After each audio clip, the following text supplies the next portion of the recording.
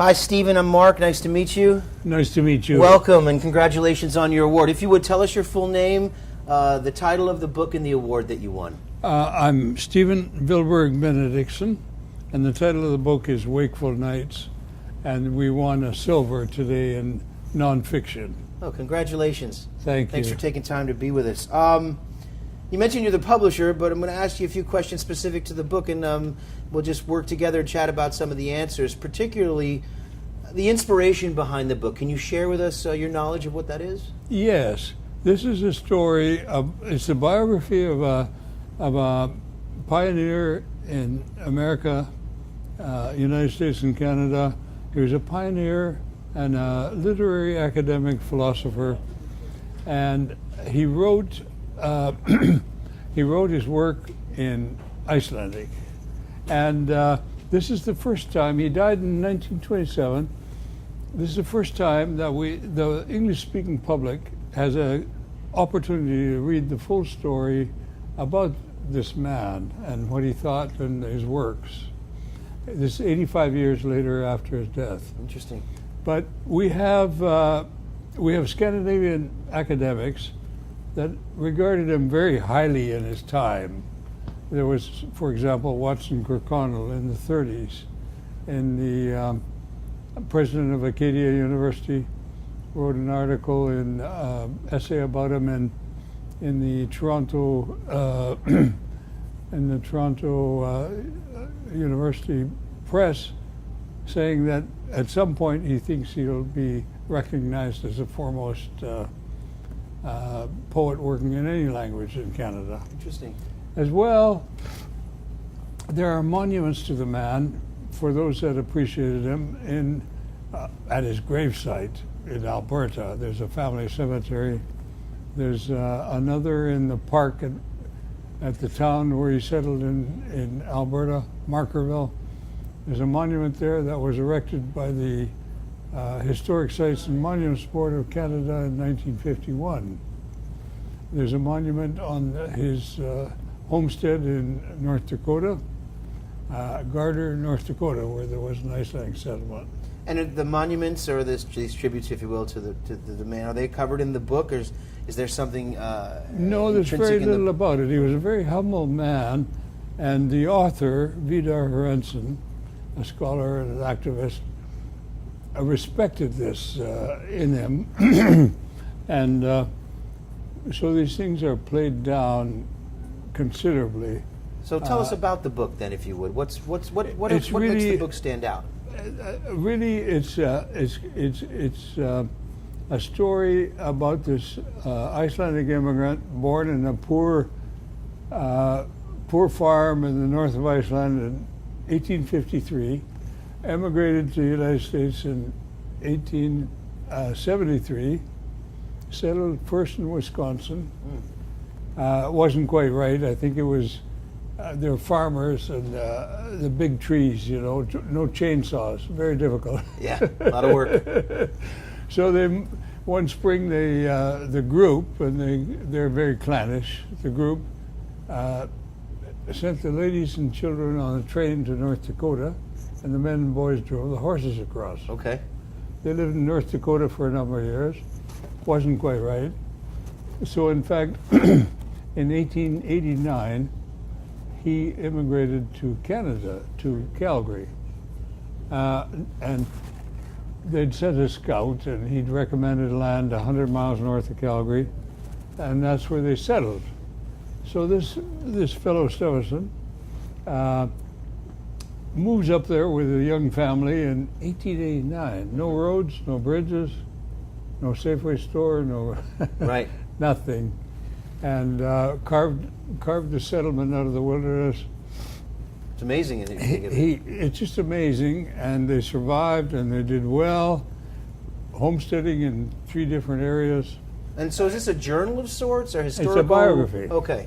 It's a biography, and also of his philosophy, because he studied the freethinkers of the time in North Dakota. And besides all this public work in the district in Alberta, starting a creamery and starting the school system, 8 children, in his spare time, he wrote Right. over, There wasn't a lot of spare time back then with the he regard wrote to over 2,000 pages of poetry. That's amazing. No, but it gets better, Matt, because he was recognized in his time. I'm really sorry. We have to pause for a second because this is hitting your mic. Sorry. Can we twist the knob out a little bit, maybe? No, I just So I'll help you pick it back up again. I'm sorry for that. Okay, so there's not a lot of spare time. He's homesteading. He's moving all over. He's now moved into an area which is even more rural than where he was, and he's working hard. He's raising his family. He's got a lot of children, and one of the amazing components here is that he has time to write over 2,000 pages of poetry. Yes. Please let us know more. And further to that, Marky, he was recognized in his time. In 1917, he was invited back to Iceland on a speaking tour.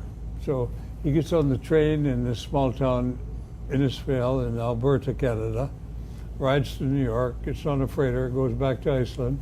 How did they find out about him and what he was doing? Because it was just through the mails Okay. and through the people that appreciated his work. The notorieties. He had the first published work in Alberta. Okay. That was the Icelandic press printed his work. Okay. The Icelanders are very academic people.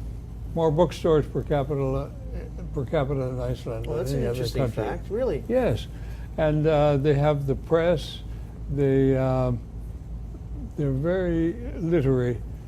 I once read a report, as an aside, by an English that toured Iceland in the 1800s, and he reported back to head office. He said, "What kind of country is this?" He said, "I go to a humble farm in the north of Iceland, and the farmer's reading Homer or the Bible." Right. a little contradiction of sorts, but Yeah. not really if you think about it. I mean, So he spent the summer of 1917 touring the island on a speaking tour. okay.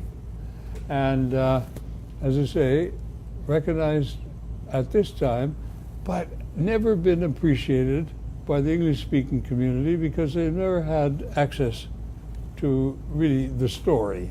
We bring forward now the story. This Interesting. is the story, Great. his story, and it's Have you had any reports or unique experiences from those who have actually had a chance to read it? Perhaps an example of someone who's been inspired by it or who has had a life-changing event because of it? Or can you share No. anything like that? It's only been out for 6 months, Okay. and but whoever reads it appreciates it. Good. And I like it because it's a good read. I was a publisher. We've talked about the inspiration. We've talked about a little bit of the history, why it was written, who it was written for, some of the unique experiences, what the award means to you, and subsequently to the author and everyone involved with the creation of what's virtually a masterpiece here, an award-winning masterpiece. Tell us where to from here. What's the next steps? Where are we going from here?